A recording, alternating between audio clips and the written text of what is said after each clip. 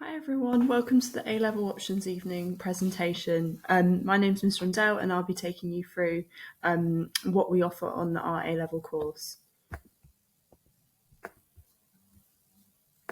Okay, so firstly, thank you for listening to this video and taking the time.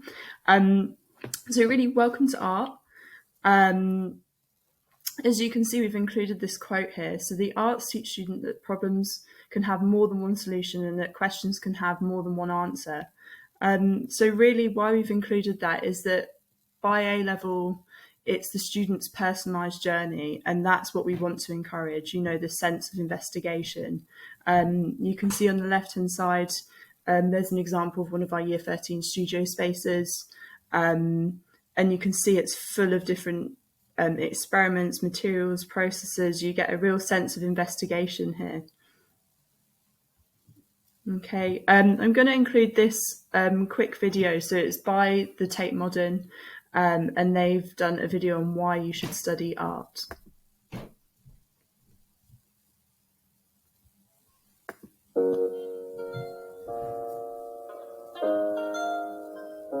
There's a deep desire in us to make pictures. I mean, they've been drawing for 30,000 years. The teaching of drawing is teaching people to look. That's what it's doing. It was really when I was at art school that I started to see the relationship between history, philosophy, politics, and art. Prior to that, I thought that art was just making pretty pictures. Actually, art is connected to, life. You can't teach art in the same way you can teach French. French exists whether you do it or not. But when you're doing art, the center of doing art is in yourself. Most of the literate subjects do not ask that of them. So this develops an entirely different realm of skill. Creativity is critical thinking. And without it, how are you going to really open up and ask harder questions? And art opens all of those kind of passages and possibilities to think beyond what we already know. In a child's education, that doors need to be opened to other universes, other modes of thinking. And art is a non-prescribed, dangerous world full of possibility. And I think it's a vital space for children to have in the formative years of their education. From a top-down level, you don't have innovation if you don't have arts. It's as simple as that. It doesn't matter if you're going to study history or geography or science, you still need to be creative, because the people who are the outliers in those fields are the most creative people. To have art in schools be eroded, which is happening at the moment, is disastrous for Britain, I think, because our best industry is the creative industry. Art and cultural production is at the very center of what makes a society what it is. And for an entire new generation not to know what is the cultural and visual history of ourselves is kind of denying our own identity. Art is a reflection of the society that we are, the kind of mirror that art holds up, the way that art helps define the identity of a nation, that you can trace that back historically. It's deeply embedded in humanity. What art education does to people who are not going to be artists is giving them the opportunity to build certain aspect of themselves that otherwise will be either ignored, undeveloped, or repressed. It's all about kids finding out who they are, and they're all different. That you can be whatever you want to be is something that art certainly taught me. It can access a part of your brain, body, spirit, mind that nothing else can. Nothing is more stimulating, exciting, consoling than looking at a brilliant painting. Art in schools shouldn't be sidelined. I think it should be right there, right up in the front, because I think art teaches you to deal with the world around you. It's the oxygen that actually makes all the other subjects breathe. There's a great quote by John Ruskin: art shows us what it is to be human. And really that's why art should be on the curriculum.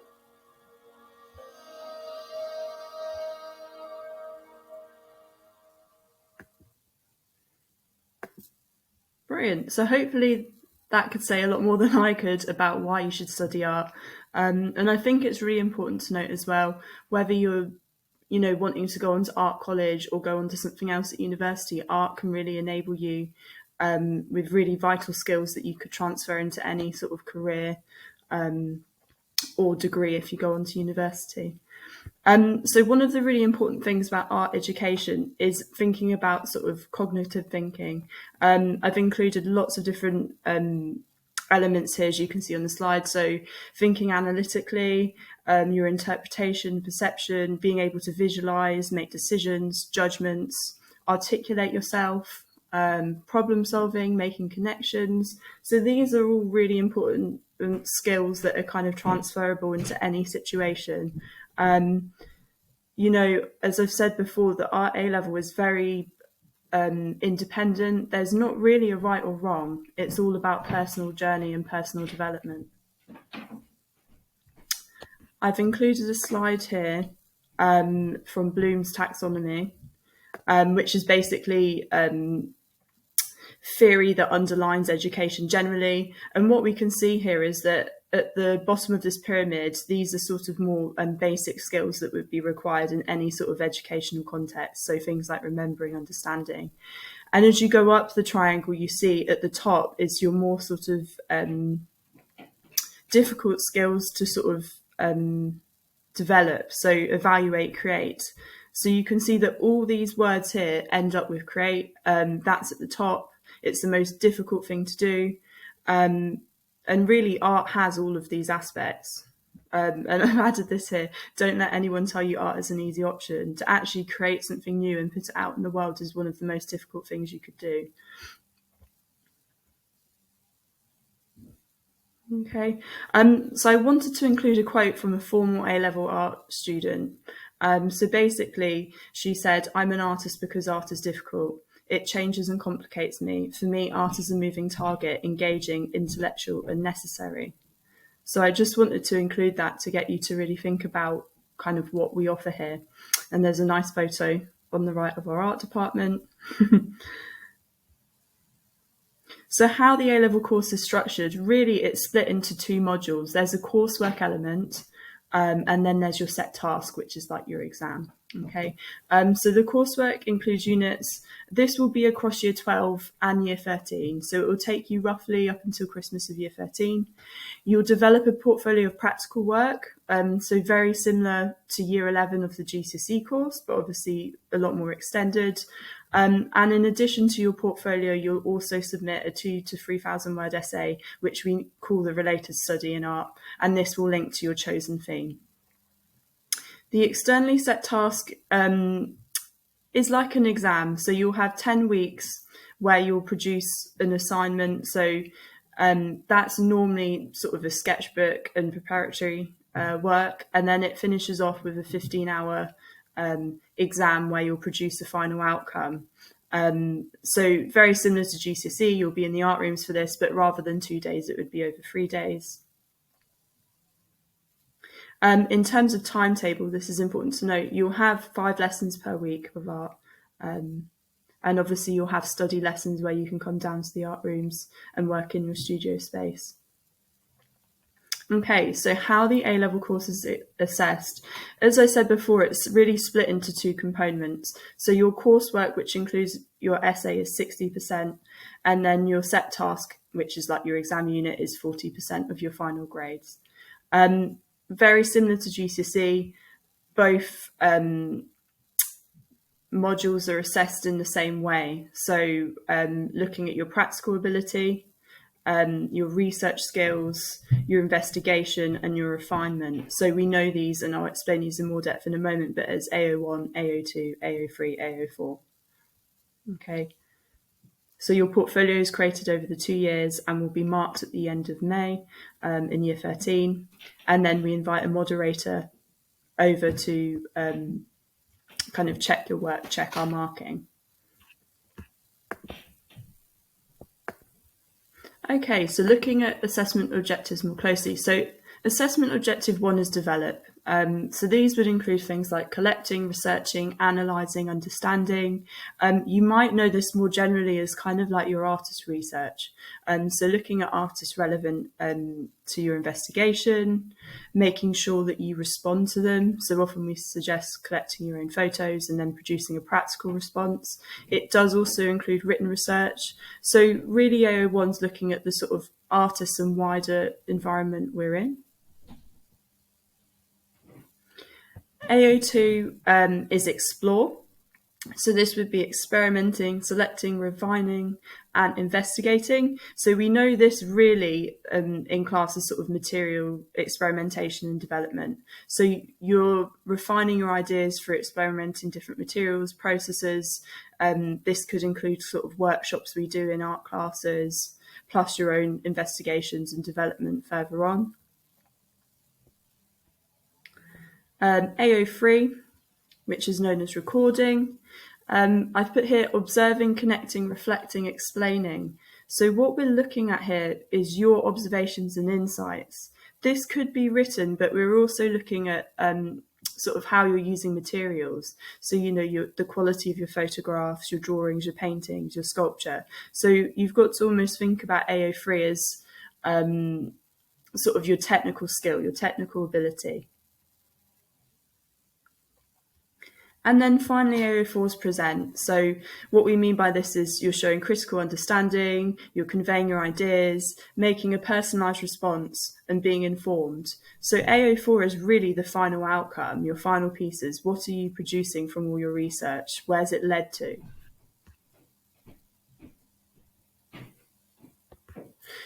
What is studied on the A-level course? So the course is really building on what you've learned at GCSE, improving the quality in our thinking and our making. I would say the big difference between GCSE and A-level is I think A-level is a lot more personalised because you have a lot more time and it's a lot more sort of developed in terms of thinking and responding to our environment and artists. So thorough research, investigation, exploration and experimentation is stressed at every stage. You'll be introduced to different materials, techniques and approaches which will hopefully be able to expand your repertoire, kind of what you can offer in your own investigation. Just thinking to this year, we've offered lots of workshops. So we have screen printing, we have a printing press, so we can do monoprints, Tetra Pak prints. We do lino printing, painting workshops. We do actually have a darkroom as well. So we've been sort of developing cyanotypes this year, and obviously as well as painting and sort of more sculptural processes. So we do have a lot to offer in the department. I've also added this in, so where possible, we do try and go off island to sort of expand our cultural horizons. So in 2023, so this year, we're planning a trip to Paris in February, and this will involve art, textiles and photography students. So we do, where possible, try and kind of get off island. I think art history is a really important aspect of the course. There isn't a separate sort of art history or theory module, but what we would do is kind of look at artists and key points within art and study that within sort of your sketchbooks and the curriculum. It's also important as well to think about not just art history, but also contemporary practitioners. So what I mean by that is kind of artists that are still living and creating too. So aims of the A-level course. I think the main aim is to develop confidence in you as a student and your own practice. So we're here to kind of scaffold that and support with that.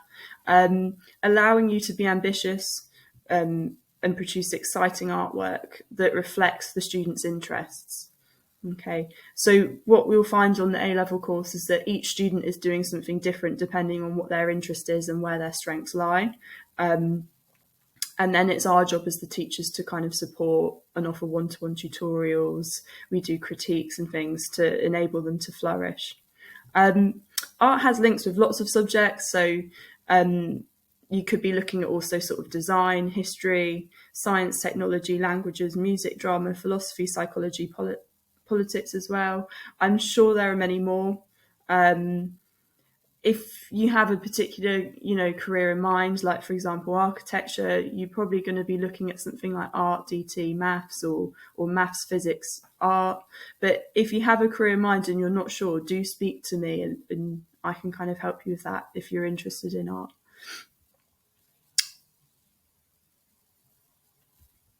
Brilliant. So we'll move on to the next slide. I haven't said this already, but all the photos in the slides are of current students' A-level work. So you can see we've got some paintings, and we've got this lovely sculpture here made by one of our students. So benefits of the A-level course. I think one of the things we can kind of say, and I think we're one of the only departments on Ireland to offer this, art departments, is that we actually have a dedicated studio space for our A-level students. So that means that, outside of lesson time, they can leave their work out and come back to it in their study periods or after school, which I think is a really lovely thing to have, particularly our booths outside of the art rooms. They're kind of similar to what you would get on a degree course. We tend to have small groups, which I think is really positive, because it means that you will get lots of one-to-one support from your teachers. It also means you can kind of be ambitious with the scale of your projects, because we have the room to enable that to happen. Your timetable, so it's quite intensive, means you can fully explore your ideas and build a portfolio of work that is personalised to you. As I said earlier, we do run workshops and have more structured lessons. We also have artists that we invite to come in and lead workshops. So you're getting kind of not only obviously our skills as art teachers, but you're getting people from the industry coming in and supporting you, which I actually think is a very important thing that we can offer on the course. So hopefully you will get, through studying art, a greater sense of responsibility for your own learning and carrying out independent research. I'd like to think it's one of the most rewarding A-levels, in that because it's so personalised and something you've chosen to study, you will find kind of when you've produced your final exhibition, your final piece of work, it's really rewarding. And it's nice when parents can come in, and family and friends, and kind of share what you've been making over the 2 years. This final bit here, so it says there's no limit to the amount of work you can produce. The emphasis is always on you. So I always say with art, I never want to limit anyone, and you can come in with the most craziest ideas and we will try and make it happen. I have had students come in before with a car bonnet once that they wanted to use and form as part of the artwork. So we're always kind of willing to take on your ideas and kind of facilitate that and make sure that we can kind of make them happen and form actual artworks. And I've just added in here, so obviously we can offer help with, like personal statements when you're applying to university. We have very good links with the University of Bournemouth, which is a very good university to study art. So where can the A-level art course lead? There's kind of two different paths, really. Generally, most students that would go on and do sort of art-related degrees would complete a foundation degree course in art and design. In recent years, that has changed somewhat. Some places still offer a 1-year foundation degree. A lot of art degrees now have changed it from 3 years to 4 years, their degree, their BA, and they'll include the foundation as part of that 4-year course. So basically, if you're interested in going to art, you can an art degree, you can talk to us individually about that. But I think one of the things to think about is with art degrees, they are so varied. So the kind of art you're studying at school is very much a fine art degree. The benefits of a foundation course is it offers you an insight into lots of different art courses that are offered that you wouldn't necessarily have studied before. So for example, if you do a foundation course, you could be looking at something like fashion and textiles, graphic design, animation, illustration, as well as your more sort of fine art subjects like painting, sculpture. Okay. So creative industries is one of the biggest industries in the UK. So 1 in every 6 jobs held by a graduate is a creative one. Generally, they're the fastest growing industry in the UK economy. So why we're including that in there is because there are lots of job opportunities and things to go on to once you finish your degree. I've included a few different career paths you could go into. So I'll just read them out for the slide here. There are many more, but I can't put them all on one slide. So animation, architecture, art therapy, you could become a blacksmith, ceramics, community arts, graphic design, game design, interior design, jewelry design, fashion, 3D illustration, typography, museum and studies and kind of like curating. So what we mean by that is you would be facilitating and organising exhibitions and the hanging and display of them, restoration, heritage conservation, journalism, film, TV production, set design, photographer, teacher, sculptor, web design, and then finally an artist as well.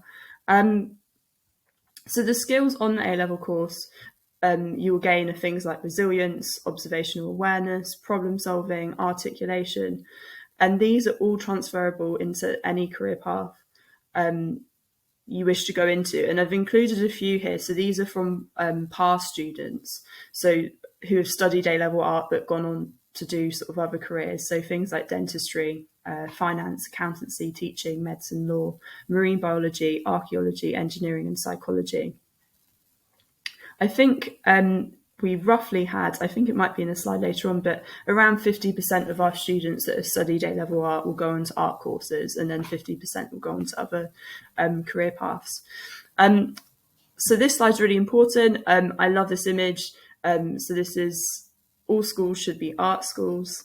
And we've added this little paragraph here just for you to really think about this. So remember, everything you wear, drive in, live in, sleep in, sit in, fly in, bathe in, play with, cook with, write on, text with, lie on, eat with, drink with, pay with, talk on, walk in, walk on, ride on, zip up, clip on, swipe with, type on, key in, click on, print out, film with, shave with, spray with, pray in, plug in, and switch off, has been designed by someone who studied art and design in one form or another. That was quite a sentence for me to say. And then finally, the final slide here was just to really give you an insight of where we are in terms of our results for the A-level art. So you can see here from 2018 to 2022, so this is the last 5 years. Obviously the last few years, 2019 to 2021, it's been a bit not uncertain, but they haven't done formal exam modules and it's been centre assessed grades. So really 2022 was the first year where it was kind of more back to normal. We were moderated as normal. So you can see there in 2022, our A to A star students, that was 61.5% in relation to the national average for art in the UK, which was 38.7. A star to B was 92.3 in relation to 70.3. And then finally, A star to C, that was 100%. So all our students got that in relation to the average, which is 90.4. So that was national average for art in the UK. So obviously we're going to share this with you because we're really proud of our achievements and the results. And I think that reflects how well we kind of structure the course and support students, but also the students' drive and their drive to want to succeed and do well. So really, merit to them for achieving those results. It's absolutely brilliant. Thank you very much for listening to my talk and presentation on why to study A-level art. If you do have any questions or any concerns or anything, please do get in touch with me. Just pop down to Art and speak to me. If not, you'll find my email address on the school website. So that's Miss Rundell. Thank you very much.